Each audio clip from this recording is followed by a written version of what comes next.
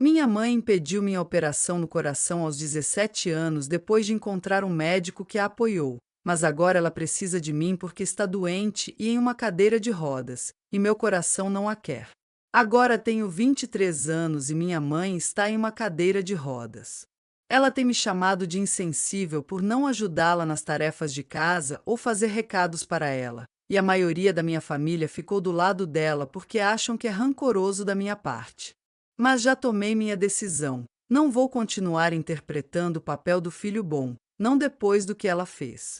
Não vou mais fingir que tivemos uma relação de mãe e filho normal só porque todos ao redor dela, de repente, agem como se ela fosse uma figura trágica e indefesa. Este é o contexto. Quando eu tinha 17 anos, fui diagnosticado com uma condição cardíaca congênita.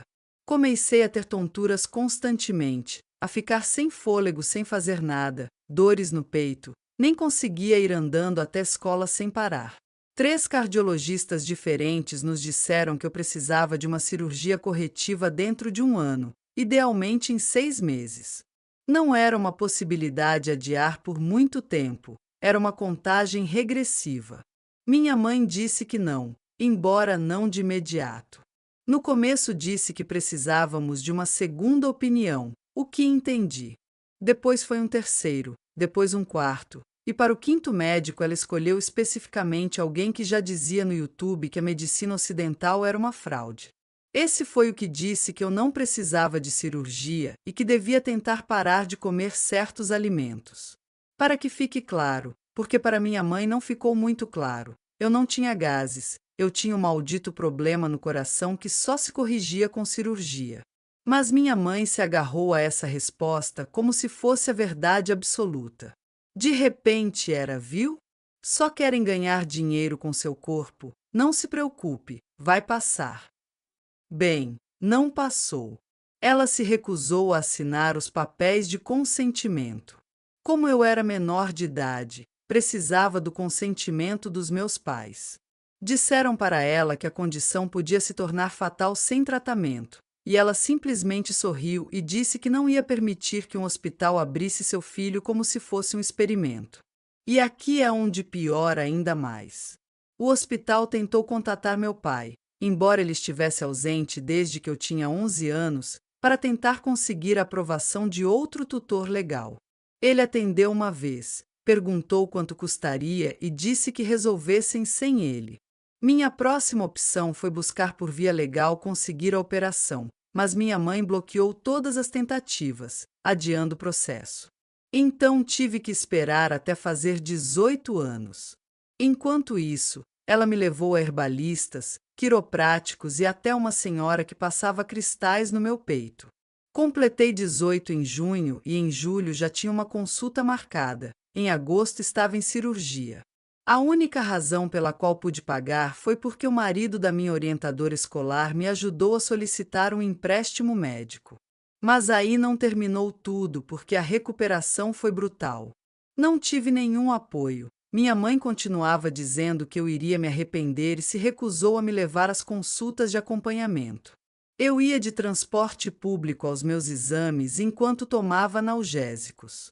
Quando o cirurgião me disse que tinha dado tudo certo, só fiquei sentado me segurando. Acho que foi o dia em que parei de sentir qualquer coisa por qualquer um dos meus pais. Sim, certamente pelo meu pai já sentia, mas minha mãe também passou a fazer parte desse seleto grupo.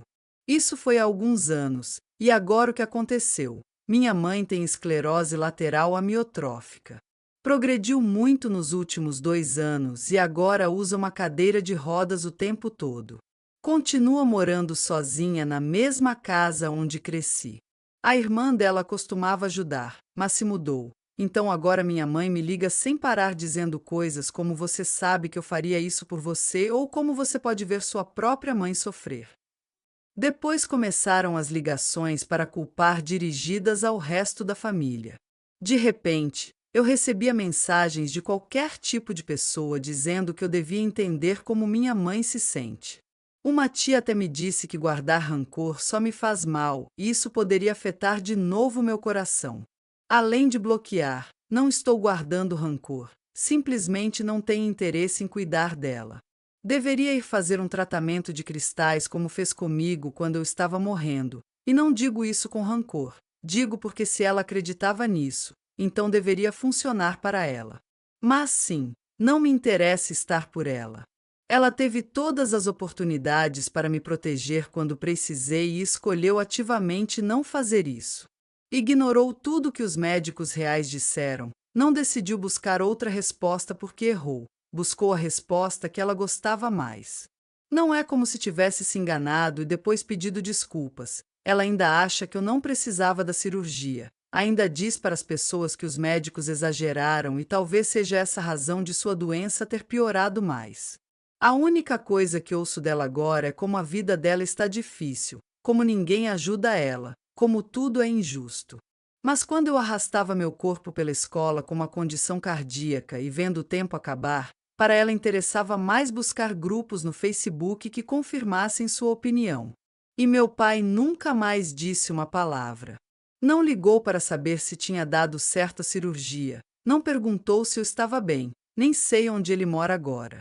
Então, sim, não estou ajudando ela, não vou à casa dela, não faço recados, não respondo mensagens. Bloqueei a maioria das pessoas que acham pouco o que ela fez e me questionam pela minha decisão. Ela diz: "Você vai se arrepender quando eu morrer", mas não acho que ela se sentiria arrependida se isso tivesse acontecido comigo. Então não me procure para que eu te ajude. Não estou interessado. Minha intenção com a publicação original era usar como um desabafo, aquilo que você escreve para se acalmar e que certamente ninguém se importa. Mas não há muita gente solidária aí fora com vontade de ler a história de um desconhecido que não sabem nem onde vive. Então, para vocês, aqui vai uma atualização. Para esclarecer, embora faça anos que tenho contato limitado, ainda estava em contato. Às vezes ela me escrevia para saber como eu estava, não pela minha condição médica ou por meus aniversários e essas coisas. Eu costumava responder talvez um bem, obrigado por perguntar.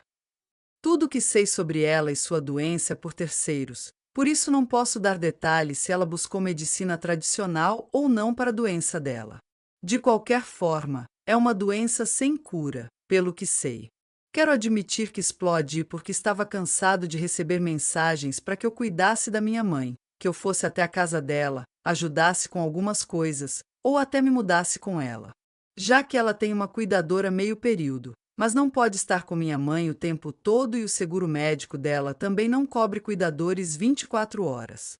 Então enviei alguns documentos que tinha sobre minha doença para todo mundo, com a intenção de que fosse tipo minha mãe me deixou enquanto eu passava por isso. Agora não me procure porque precisa de mim. Acontece que muitas pessoas não tinham ideia do que aconteceu na época. Minha mãe disse para eles que eu tinha ansiedade e que só estava sendo dramático e facilmente manipulado pelos médicos. Nunca mencionou que eu tinha uma condição cardíaca e muito menos que precisava de cirurgia. Fez parecer que eu era só um menino sensível obcecado por um problema que não existia. E claro, meu pai teve que se envolver. Me mandou uma mensagem que me deu vontade de atravessar uma parede.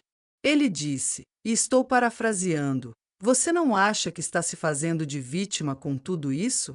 Que tipo de filho faz isso com a mãe?" Esse é o mesmo homem que respondeu "resolvam aí" quando eu tinha 17 anos e implorava que alguém me ajudasse, sem contar que é um pai totalmente ausente em tudo o que importa. Respondi: "Que tipo de pai era você que abandonou seu filho quando precisava de ajuda médica?" Ele não respondeu depois disso, mas parece que a nova esposa dele também viu a mensagem porque agora está tentando me ligar. Não atendi. Suponho que ela está preocupada que eu torne isso público e acabe com a fantasia de que ele é agora um pai responsável para os filhos dela. Notícias de última hora para eles. Fingir que seu primeiro filho não existe só faz você parecer lixo. Se não queria que isso acontecesse, não fosse um pai de merda. Minha mãe, no meio de tudo isso, agora está ameaçando mudar o testamento. Me deixou um recado dizendo: "Vou te tirar tudo e você vai se arrepender quando perceber o que perdeu." Mas sejamos realistas. O que perdi exatamente? Uma casa que está caindo aos pedaços, algum dinheiro que pode ter guardado, e acho que ela nem sabe que não me interesso pelo dinheiro dela, se é que tem algum. Algumas pessoas, não muitas ainda bem, mas suficientes para me irritar, dizem coisas como mas agora ela está doente ou você não vai querer estar lá no fim dela. E a verdade é que não quero estar. Ela tomou uma decisão, que viva com ela ou não, já não é mais problema meu. Enfim, não pretendo me envolver mais a não ser que aconteça algo muito sério. Já disse o que tinha que dizer, eles podem ficar com a verdade ou continuar se enganando. Essa ponte não fui eu que queimei, foi minha mãe. Ela explodiu em pedaços há 6 anos e agora quer que eu atravesse nadando para resgatar ela, mas não vou me molhar. Tenho minha própria vida agora, meus próprios problemas para lidar. Para mim, essa não é minha mãe, e eu não preciso agir como filho dessa pessoa. Antes de contar sobre a atualização e como meu pai, que não vejo há séculos, apareceu no meu trabalho, preciso contar algumas coisas. Depois da minha operação, que por sorte deixou meu coração melhor do que antes, me voltei a uma vida mais saudável. O fato de não poder andar 2 passos sem me sentir exausto fez com que, quando meu coração estava pronto, eu me tornasse um pouco esportista. Primeiro correndo, depois entrando numa academia. Isso me levou a conseguir trabalho e é onde meu pai veio me visitar. Ele tinha razão em dizer que o medo de as pessoas pensarem mal dele o fez me visitar numa tarde. Saí pela porta dos fundos e vi ele sentado em um dos bancos do saguão. Parecia balançar o pé, talvez porque esperava um tempo ou porque era impaciente mesmo. Não o via em pessoa havia uns 4 ou 5 anos. Ele levantou como se fossemos nos abraçar ou algo assim, mas quando me afastei um pouco, ele parou e não fez nada do que tinha planejado. Começou com conversa trivial, como nunca tinha conhecido onde eu trabalhava e imaginava diferente. Perguntei por que tinha vindo, já que estava trabalhando e não podia perder muito tempo. Ele disse que tudo que enviei causou muita confusão na família e que eu devia ter resolvido em particular, que só dizer que não já era suficiente. Mas não era suficiente, e pelo que eu sabia, os incômodos da família eram só algumas pessoas, incluindo ele e a esposa. Ele me olhou com aquele olhar condescendente de sempre, como se eu fosse uma criança fazendo birra, e então soltou o verdadeiro motivo. A esposa dele está em pânico com medo que eu possa tomar medidas legais e quer que eu coloque por escrito que não pretendo processá-lo. Eu nunca mencionei processar ele em nenhuma conversa e nem tinha pensado nisso, mas claramente a culpa tocou um nervo e ele se traiu ao falar. Tentei seguir o fio da conversa para entender por que ele achava que eu podia processar, tudo enquanto ele tentava transformar numa história triste. Disse que quando eu precisava da cirurgia, a esposa dele estava grávida de risco, eles estavam com problemas financeiros, que eu devia entender porque ele teve que priorizar eles. No fim, me deu toda a ideia do porquê achava que eu podia processá-lo por abandono parental. Nunca teria pensado nisso, nem minha mãe, já que depois de lutar com o advogado para conseguir a ordem da cirurgia antes de fazer 18, não queria saber mais de advogado, só queria operar e voltar a ser o de antes. Também não deve ter sido um advogado muito bom, porque nem sugeriu isso no fim. Mandei ele embora, como se fosse um cachorro de rua que entrou na academia procurando comida ou água, fazendo o gesto e o barulho. Depois me senti mal, mas não por ele, porque quando acontece isso e não se permite animais no trabalho, costumo comprar comida na loja do lado e deixo água no estacionamento. Com meu pai não fiz o mesmo.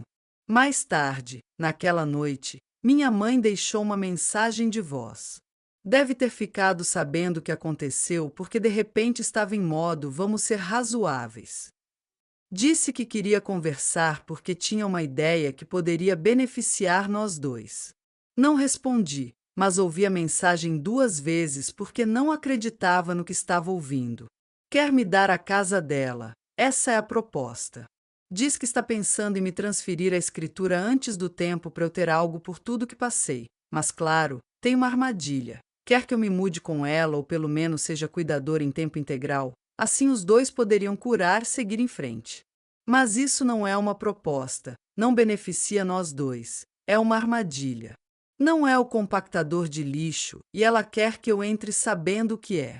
A casa nem está totalmente paga, é velha, pequena e precisa de reformas. E ela sabe perfeitamente que se eu aceitar, vou ficar preso. Preso pagando contas, reformas, gastos médicos.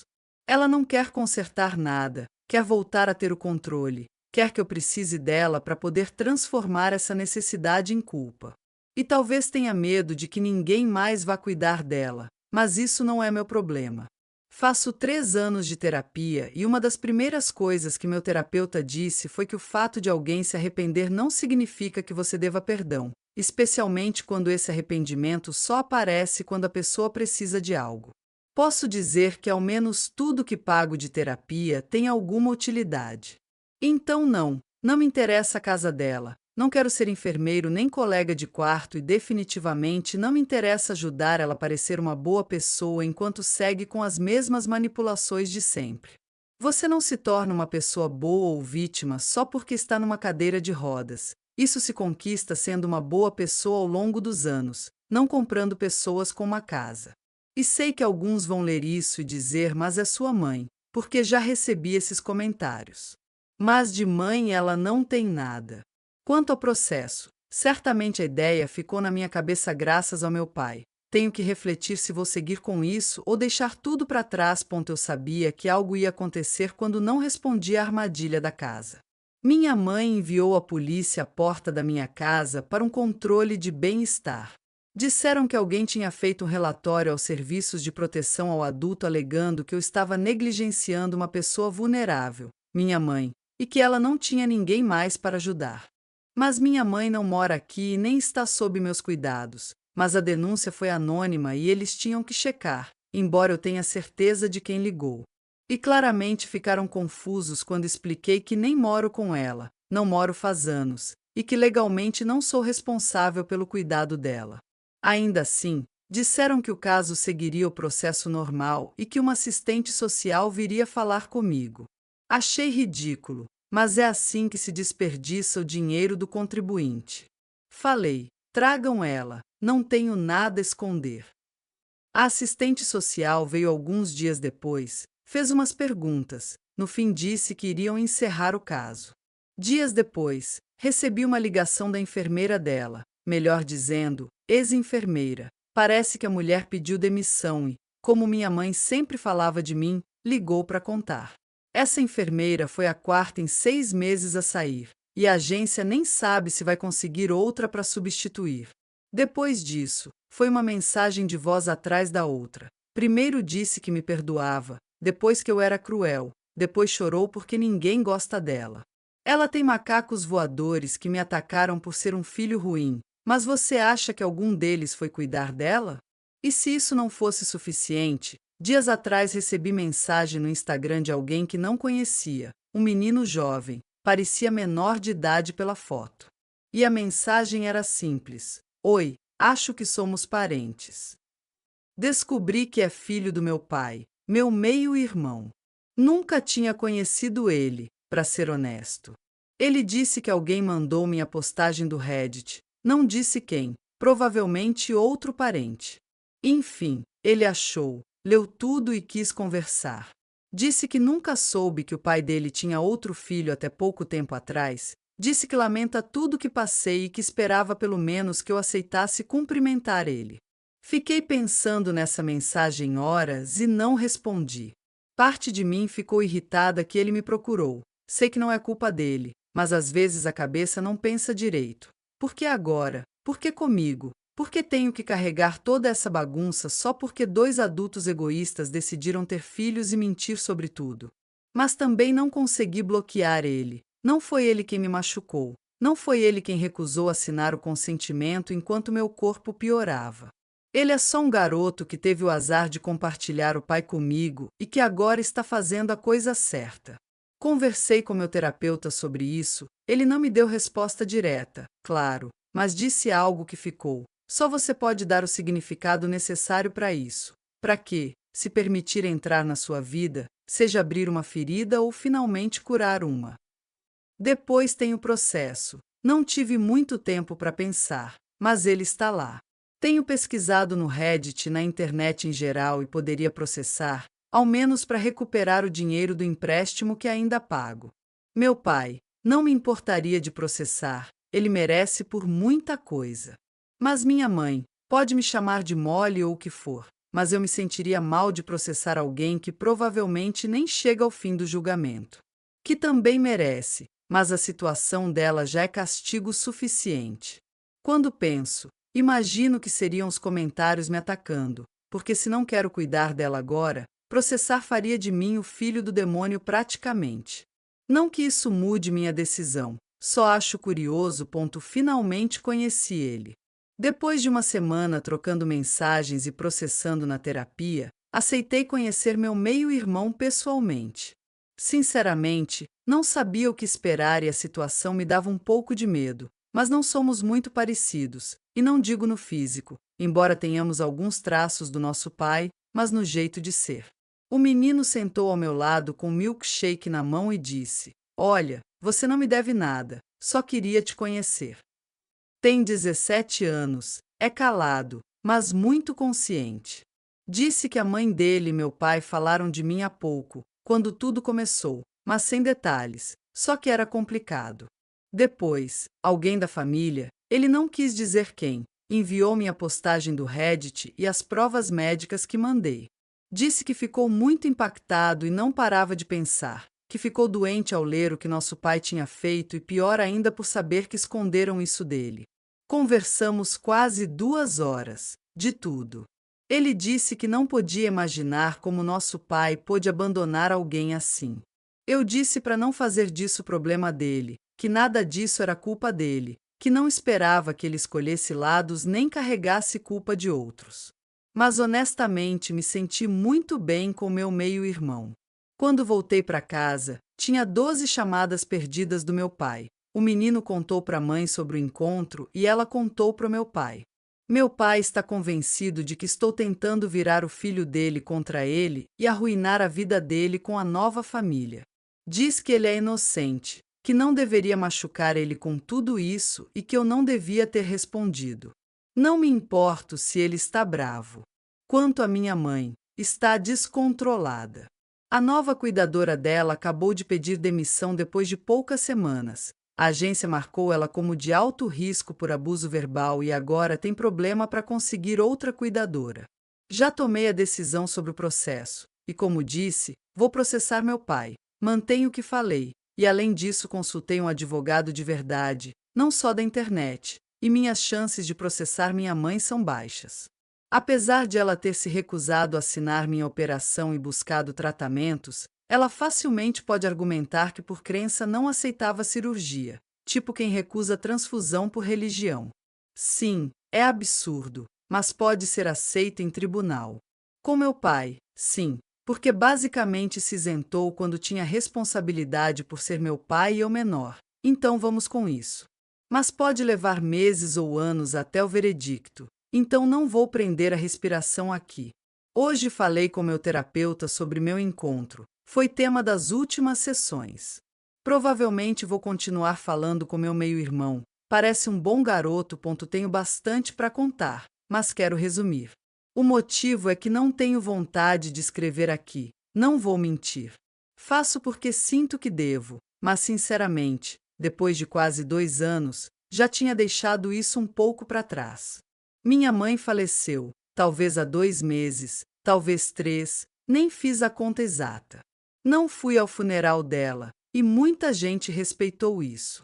Não posso dizer o mesmo de todos, porque sim, teve quem disse que agora eu deveria estar arrependido. Isso veio especialmente de um primo, a quem minha mãe finalmente deixou a casa. Não dei muita bola para a mensagem, acho que ele acredita que vou me arrepender por não ter ficado com ela, mas não sinto uma gota de arrependimento. Sei que o pai desse primo, irmão da minha mãe, foi quem ajudou ela nos últimos meses, e acho que esse primo também, então faz sentido deixar a casa para ele quando chegou a hora. Tenho uma relação com meu meio-irmão, algo que muitos perguntaram da última vez que postei. Não foi assim no início porque meu pai puniu ele por ter falado comigo, mas quando entrou na faculdade com bolsa, não teve como controlar. Falamos de vez em quando, até já viajamos juntos como irmãos. Se tem algo em que não parecemos, é na inteligência. Ele não herdou do lado do meu pai, nem eu, talvez da mãe ou só deu sorte. Quanto ao meu pai, foi processado e obrigado a pagar integralmente não só o que ainda devia, mas todo o empréstimo da minha operação. Isso tira uma mochila enorme das costas e me permite encerrar esse capítulo da vida. Se tivessem me dito, quando comecei a escrever essa história, que eu acabaria tendo um meio-irmão que hoje considero irmão, não acreditaria. Mas enfrentar minha mãe por todo o mal que causou anos atrás me trouxe até aqui. Sempre que penso nisso, acho curioso como nunca se pode imaginar como será sua vida no futuro.